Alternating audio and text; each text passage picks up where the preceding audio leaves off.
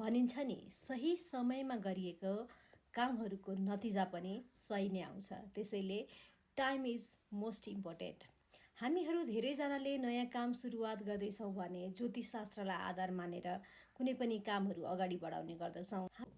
2082 सालमा कुनै पनि नयाँ कामहरू तपाईँले योजना गर्नुभएको छ भने त्यसलाई आरम्भ गर्नको लागि चाहिँ कुन कुन दिनहरू मुहुर्तहरू सही छन् यस विषयमा तपाईँलाई जानकारी दिन गइरहेको छु। विवाह गर्नको लागि वैशाखमा 1, 3, 5, 7, 8, 16, 17, 22, 23, 28, 30 र 31 गते शुभ रहेको छ।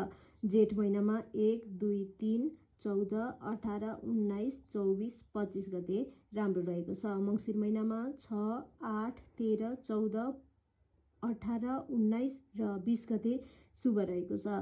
माघ महिनामा 21, 22 र 27 गते, त्यस्तै गरी फागुन महिनामा 8, 12, 13, 14, 25, 26, 27, 28 र 30 गते शुभ रहेको छ।